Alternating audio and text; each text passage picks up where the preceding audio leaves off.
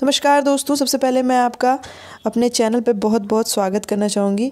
दोस्तों, आप आ गए हैं हमारे एक नए लेसन में और यहाँ पे आप देख सकते हैं मैं आपको आज बताने वाली हूँ कुछ ऐसे महत्वपूर्ण रोगों के बारे में जिनसे आपके कोई सा भी आप अगर एग्ज़ाम दे रहे हैं तो उसमें जनरली पूछा जाता है।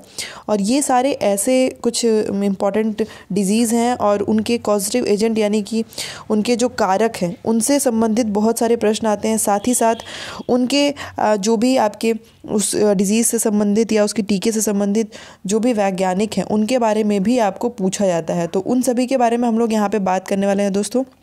तो देख लेते हैं दोस्तों, सबसे पहले हम लोग बात करेंगे जीवाणु जनित रोगों पे, ठीक है।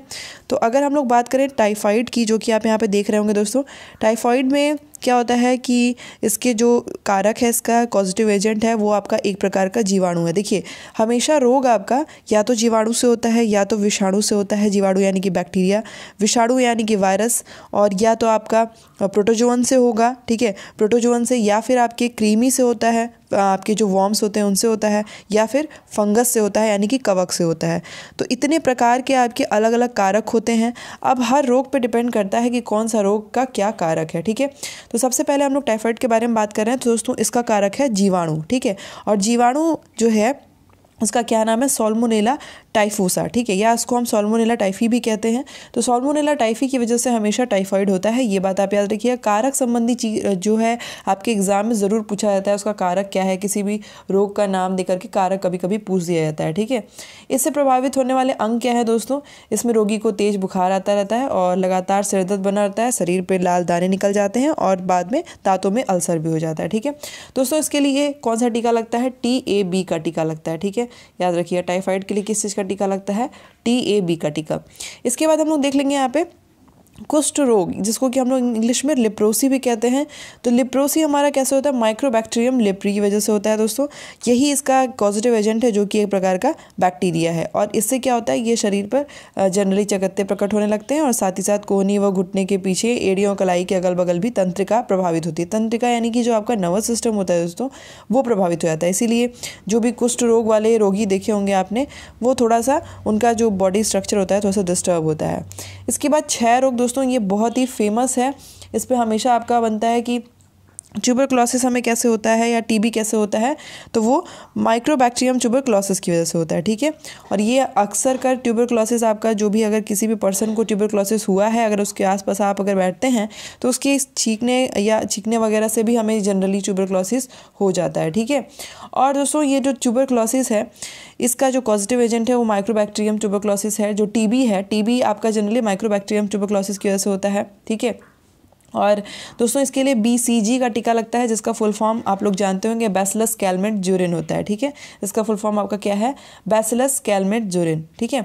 और उसके अलावा दोस्तों, ये आपका किसको प्रभावित करता है, ये हमारी लिम्फेटिक ग्रंथियों में सीधे घुसता है और उसी को प्रभावित करता है, ठीक है। ये सीधे हमारी जो लिम्फेटिक ग्रंथियाँ होती है, लिम्फेटिक ग्रंथियाँ जनरली हमारे शरीर में रोग, जो हमारा जो भी रोगों से एक तरीके से बचाने का भी काम करता है, यानी कि हमारी इम्यूनिटी सिस्टम, हमारा प्रतिरक्षा तंत्र को भी मजबूत करता है। और साथ ही साथ ये हमारे बॉडी में पूरा ब्लड सर्कुलेशन भी लिम्फेटिक सिस्टम की वजह से ही होता है, ठीक है। अब देखते हैं दोस्तों, टिटनेस किसकी वजह से होता है, तो क्लास्ट्रीडियम टिटानी की वजह से होता है। क्लास्ट्रीडियम टिटानी इसका क्या है, पॉजिटिव एजेंट है, यानी कि एक प्रकार का बैक्टीरिया है। इसमें क्या होता है, गर्दन, चेहरे तथा जबड़ी की मांसपेशियों में पक्षाघात हो जाता है, शरीर अकड़ जाता है, ठीक है। देखिए, इसके लिए क्या होता है, इसके लिए हम लोग एंटीटॉक्सोइड सीरम लगाते हैं टिटनेस के लिए, ठीक है। इसके लिए क्या होता है, आपका एंटीटॉक्सोइड ATS सीरम जो है जनरली दिया जाता है। इसके बाद हम लोग देख लेते हैं दोस्तों हैजा, यानी कि कॉलेरा। कॉलेरा में आपका क्या होता है, विब्रियो कॉलेरी इसका पॉजिटिव एजेंट है, जो कि ज़्यादातर आपके किस में पाया जाता है, ये जनरली जो आपके कॉन्टामिनेटेड वाटर होते हैं वहाँ पे पाया जाता है, ठीक है, यानी कि गंदे पानी में ज़्यादातर पाया जाता है। और इससे क्या होता है दोस्तों, इससे उल्टी, दस्त और रोग, ये सब इसमें जो है उसका विशिष्ट लक्षण होता है, ठीक है। तो इसका जनरली यही आपका प्रभाव होगा। तो हैजा, कॉलेरा, और इसका आपका पॉजिटिव एजेंट विब्रियो कॉलेरी, और TB से भी बहुत ज़्यादा प्रश्न आपका पूछा जाता है कि उसका पॉजिटिव एजेंट क्या है, ठीक है। इसके बाद हम लोग आ जाते हैं दोस्तों प्लेग पे। प्लेग का क्या है, आपका पॉस्चुरेला पेस्टिस, ये इसका जीवाणु है, ये एक प्रकार का जीवाणु होता है और ये जनरली क्या कॉज करता है, प्लेग कॉज करता है। इसमें आपके जनरली रोगी को बहुत बहुत तेज़ बुखार आ जाता है और शरीर पे गिल्टियाँ निकल आती हैं। इसके लिए हम लोग दोस्तों कोई सा भी जो है आपका जनरली टीका वगैरह नहीं यूज़ करते हैं। इसके लिए सल्फा ड्रग्स या स्ट्रेप्टोमाइसिन जो है जनरली यूज़ किया जाता है। इसके बाद आपने सुना होगा काली खांसी यानी कि वूपिंग कफ। ये कैसे होता है? बॉर्डेला पर्ट्यूसिस की वजह से होता है। इसमें बहुत ज़्यादा देर तक कष्टदायी खांसी आती है और इसमें दिया जाता है DPT का टीका। ठीक है, DPT का टीका इसमें जनरली दोस्तों दिया जाता है। एंथ्रेक्स यानी कि ये भी आपका एक प्रकार का रोग होता है। बैसिलस एंथ्रेसिस की वजह से ये जनरली होता है एंथ्रेक्स, और इसमें रोगी को जनरली बुखार आता है, थकान होती है और खांसी, ये सारी चीज़ें आपको देखने के लिए मिल जाएंगी। और इसके रोकथाम के लिए दोस्तों ऐसा कुछ नहीं होता है इसमें, बस आपको जनरली हम लोग इसको एंटीबायोटिक वगैरह से ही ठीक करते हैं। अब हम लोग आ जाते हैं वायरस जनित रोग पे, यानी कि आपका विषाणु से कौन कौन से रोग होते हैं। दोस्तों ऑलरेडी मैंने इसका आपको टेलीग्राम पे इसका पूरा का पूरा PDF दे रखा है। ये आपके लिए बहुत बेनिफिशियल हो सकता है अगर आप एग्जाम के पहले इसको एक नज़र इस पर मार के जाते हैं। तो कॉजेटिव एजेंट इस पर आपका पूछ दिया जाता है, यानी कारक जनरली पूछ दिया जाता है। अब देखते हैं हम लोग चिकन पॉक्स कैसे होता है। तो दोस्तों इसको हम लोग छोटी माता भी कहते हैं, ये वैरिसेला वायरस की वजह से होता है। ठीक है दोस्तों, ये जो चिकन पॉक्स है, आप लोग थोड़ा सा चिकन पॉक्स में और आपका जो नॉर्मल एक जो स्मॉल पॉक्स होता है, इन दोनों में आप डिफरेंस समझिएगा। ठीक है, देखिए चिकन पॉक्स आपका होता है वैरिसेला वायरस की वजह से, इसमें पूरे छोटे छोटे दाने निकल जाते हैं और हल्का हल्का बुखार आता है और जोड़ों में दर्द होते हैं। ठीक है, और दोस्तों उसके अलावा देखिए अगर हम लोग बात करें चेचक की, जिसको कि हम लोग स्मॉल पॉक्स कहते हैं, तो ये वैरियोला वायरस है। तो थोड़ा सा अंतर देखिएगा, यहाँ पे वैरिसेला वायरस है और यहाँ पे आपका वैरियोला वायरस है। इसमें रोगी को बहुत ज्वर आता है, सर में दर्द, जुकाम और उल्टियाँ होती है, पूरे शरीर पे लाल लाल दाने निकलते हैं।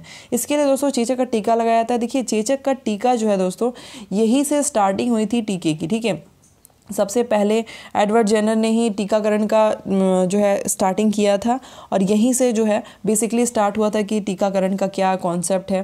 दोस्तों बेसिकली टीकाकरण में होता क्या है, देखिए इसमें क्या किया जाता है, जो टीका जनरली दिया जाता है तो उसमें क्या ये होता है कि जिस चीज़ से जो भी आपका पॉजिटिव एजेंट है वायरस, तो उस वायरस को डेड फॉर्म में यानी कि मृत फॉर्म में, यानी कि उसका पूरा का पूरा जो एक इन्फेक्शन क्रिएट करने वाला पार्ट है वायरस का, उसको ख़त्म कर दिया जाता है, डेड फॉर्म में बॉडी में दिया जाता है। ठीक है, और जब वो बॉडी में दिया जाता है तो हमारी जो बॉडी होती है, हमारा शरीर, उसके प्रति अपना जो प्रतिरक्षा तंत्र है वो काम मतलब उसका असर दिखाने लगता है। ठीक है, तो वो उसके अगेंस्ट क्या करता है, एंटीबॉडीज़ जो है वो प्रोड्यूस करने लगता है। ठीक है, तो एक बार अगर एंटीबॉडी प्रोड्यूस होती है तो हमारा जो शरीर है वो पहचान जाता है कि दोबारा अगर ये वायरस आता है तो हमें कौन सी एंटीबॉडी देनी है। एंटीबॉडी आपका क्या करता है, शरीर में रोगों से लड़ने के लिए प्रतिरोधक क्षमता जनरली प्रदान करता है।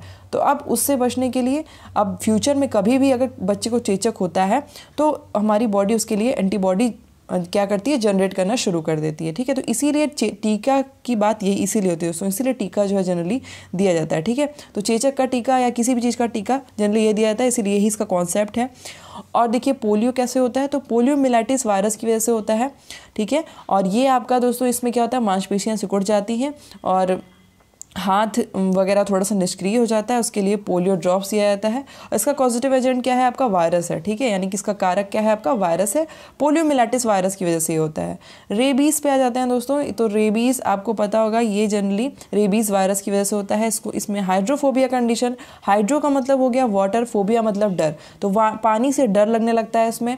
तो इसका प्रभावित अंग क्या है दोस्तों, सिर दर्द होगा, हल्का बुखार होगा, गले में दर्द और तेज़ रोशनी और ठंडी हवा के प्रति बहुत ज़्यादा रोगी असहनशील होने लगता है। ठीक है, और इसके लिए एंटी रेबीज़ का टीका दिया जाता है। ठीक है, तो जनरली ये आपका रेबीज़ जो है वो जानवरों द्वारा ही फैलता है और आपके लिए क्या होता है, इसके लिए एंटी रेबीज़ टीका दिया जाता है। इसके बाद हम लोग आ जाते हैं खसरा यानी कि मीज़ल्स पे।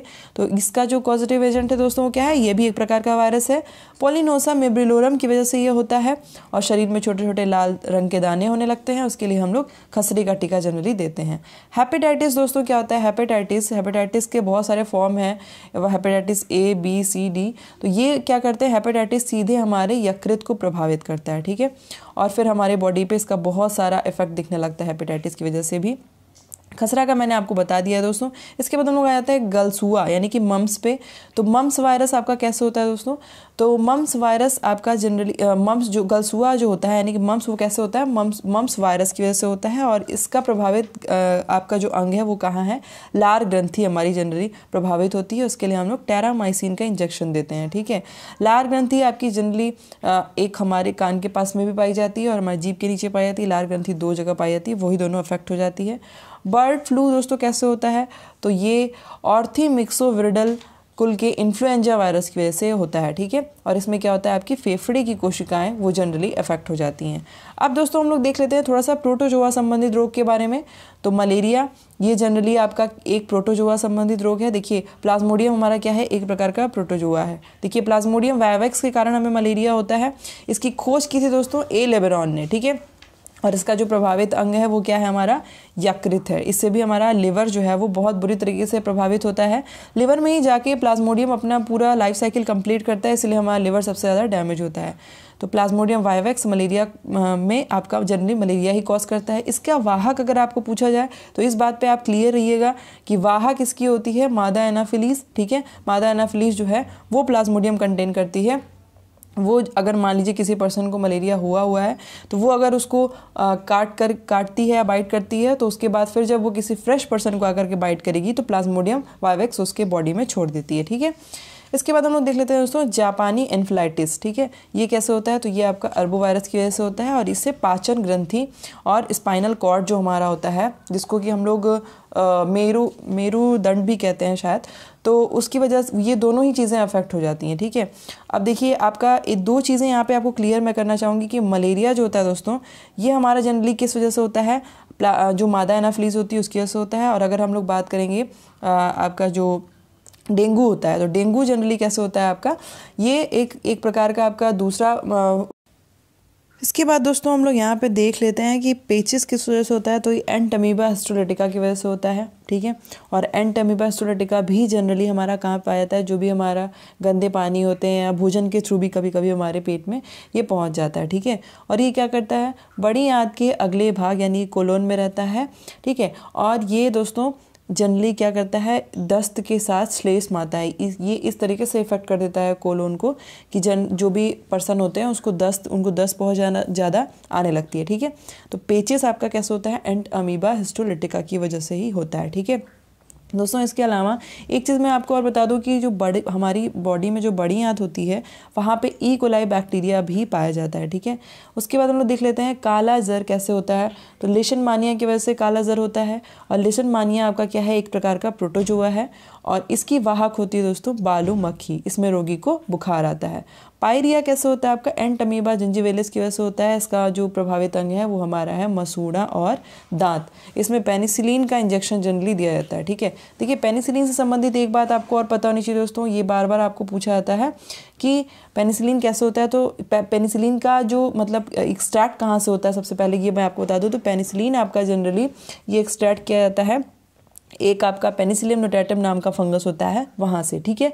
और इसकी जो खोज है सबसे पहले किसने की थी? अलेक्जेंडर फ्लेमिंग ने की थी, ठीक है। इसके बाद हम लोग देख लेते हैं सोने की बीमारी, स्लीपिंग सिकनेस किस वजह से होती है। तो दोस्तों ये होती है ट्रिपैनोसोमा नामक प्रोटोजोआ से। और इसके वाहक कौन है? सीसी फ्लाई जो होती है वो उनके थ्रू ही ट्रिपैनोसोमा हमारी बॉडी में आता है। इसमें रोगी को बहुत ज़्यादा नींद आती है। इसके बाद देख लेते हैं दोस्तों क्रीमी यानी कि जो आपके वॉर्म्स होते हैं, फ्लैटवॉर्म जो बोला जाता है, तो वो कौन कौन सा रोग कॉज करते हैं? तो फाइलेरिया, इसका जो आपका जो कॉजेटिव एजेंट है वो क्या है? यानी कि जो वॉर्म है वो वोचरेरिया बैनक्रॉफ्टी है। इसकी वजह से भी क्या होता है? लिम्फ की जो ग्रंथियाँ होती हैं वो इफेक्ट होती है, हमारा पाँव इफेक्ट होता है और साथ ही साथ विषण ग्रंथियाँ भी इफेक्ट होती हैं। टीनियासिस हमको होता है टीनिया सोलियम की वजह से और इसमें रोगी की आंत सबसे ज़्यादा प्रभावित होती है। एस्कैरिस लुम्ब्रिक्योइड्स की वजह से और इसमें भी व्यक्ति की आंत सबसे ज़्यादा प्रभावित होती है। इसके अलावा दोस्तों कुछ चीज़ें मैं अगर आपको बता दूं, जैसे मान लीजिए अभी मैंने यहाँ पे बात की हैजे के बारे में मैंने आपको बताया था। तो हैजे का टीका का खोज किसने किया था दोस्तों? ये आपको अगर आपको आंसर आता है तो आप लोग कमेंट सेक्शन में दें, वरना मैं आपको बता दूँ रॉबर्ट कोच जो है इन्होंने ही हैजे के टीके की खोज की है, ठीक है। और ऐसे ही इस प्रकार से मैंने आपको चेचक का टीके के बारे बारे में बताया दोस्तों, एडवर्ड जेनर ने चेचक के टीके की खोज की है। ठीक है, अब आप लोग को बताना है कि जो पोलियो वैक्सीन है उसकी खोज किसने की है। आंसर ज़रूर कमेंट सेक्शन में दीजिएगा, मुझे अच्छा लगेगा।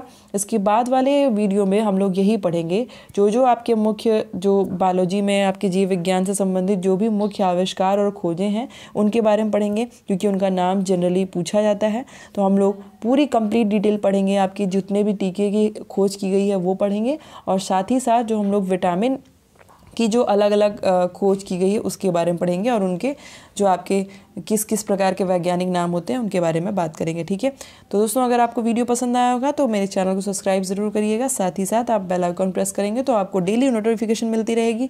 सर आपको डेली यहाँ पे करंट अफेयर प्रिपेयर करवा रहे हैं, और बाकी आपको जीएस का पोर्शन भी मैं प्रिपेयर करवा दूँगी। आपको दिक्कत की कोई भी आपको सोचने की ज़रूरत नहीं है, और डेली आपको टेलीग्राम पे हम लोग नोट्स प्रोवाइड करा रहे हैं। आप बस हम लोग के साथ इसी तरीके से बने रहिए, अच्छे से एग्ज़ाम की तैयारी करिए। आपके एग्ज़ाम के लिए all the best and thanks for watching.